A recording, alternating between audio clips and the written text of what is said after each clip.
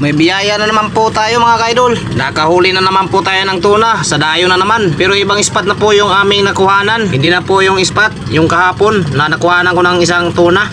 Iba na po ngayon. Bali 8 pakura po kami dumayo doon sa may bangka. May bangka kasi na nakatali doon sa may spot. Hindi ko lang po sila nakuhanan. Taga ibang lugar sila. Taga Luzon sila mga ka-idol. Taga Luzon. Ang marka sa kanilang bangka ay ang lugar ay Reyes, Quezon. Bali, nauna na po ako umuwi dahil ihatid ko po itong aking huli. Naiwan pa po doon yung aking kasama. Nagtsatsaga pa sila para makahuli. So ayan, malapit na po tayo sa mother boat ang aming bangka guys. Akyat po tayo para matid itong ating huli.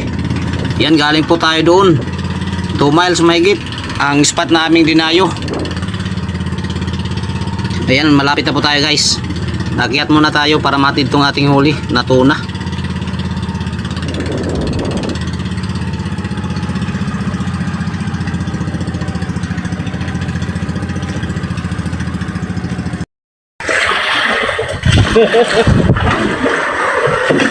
Banat Roy.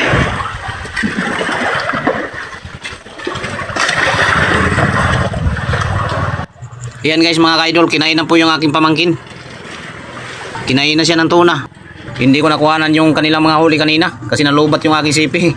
Nag-charge muna ako. Tapos ito. Yan, binidyohan ko muna sila.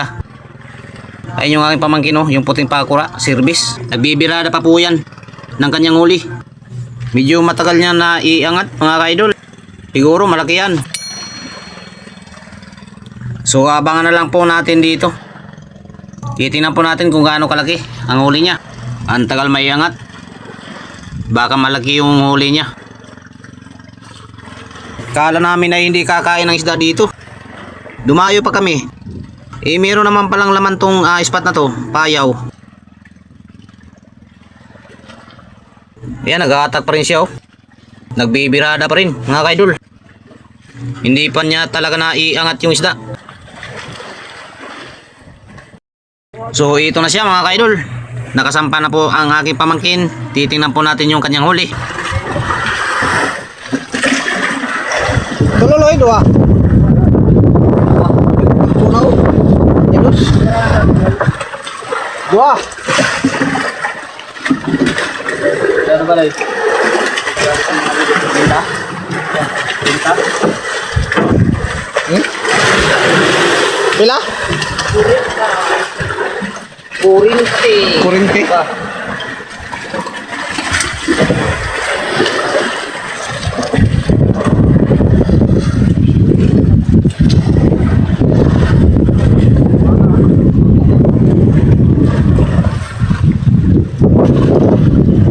So ito nga pala yung huli na aking pamangkin guys mga ka-idol. Dalawa pala yung huli niya. May dala pala siya doon sa kabilang payaw. Tapos nagariya siya ng kanyang buya-buya, pataw-pataw. Nakadagdag siya ng isa dito.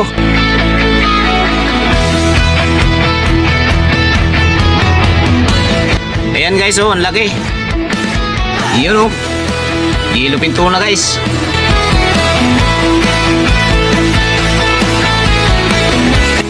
So ayan, nilagyan na po ng pangalan, Laso. Palatandaan po yan. Kung sino po yung nakahuli, yun po yung pangalan. Walang kasiguruhan, malalaking alon umahampas sa bangka. So ayun, ibababa na po yung isa. Yung pangalawa niyang huli. Ayan, tuloy lang po sa panonood guys mga ka-idol. Papa Jun TV, laban hanggang dulo ng laot. Humihila ang linya, parang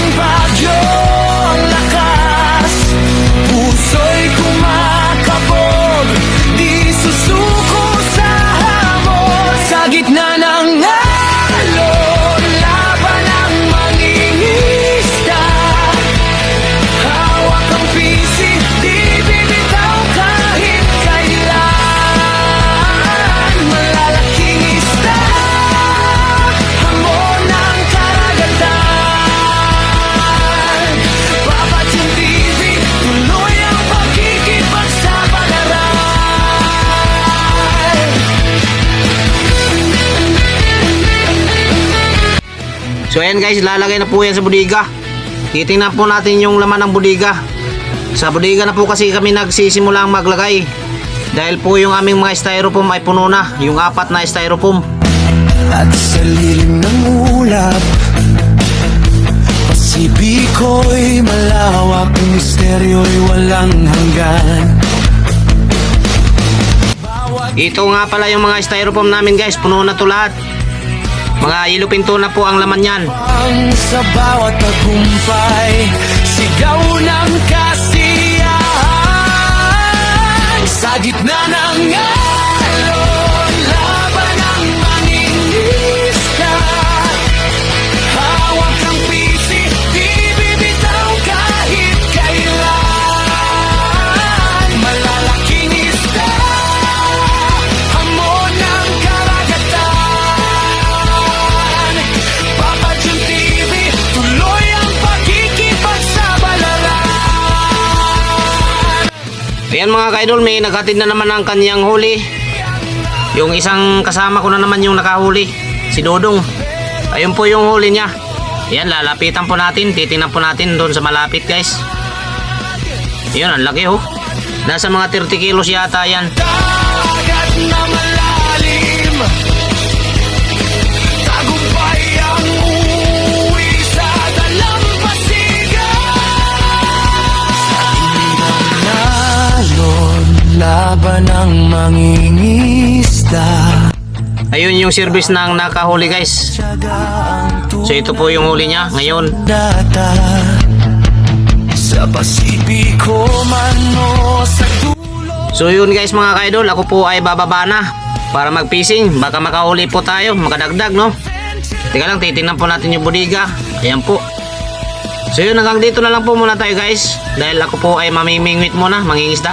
Maraming salamat ulit sa inyong walang sawang suporta at panonood. Mga kaidol, hanggang dito na lang po muna tayo. God bless, love you all. Bye bye.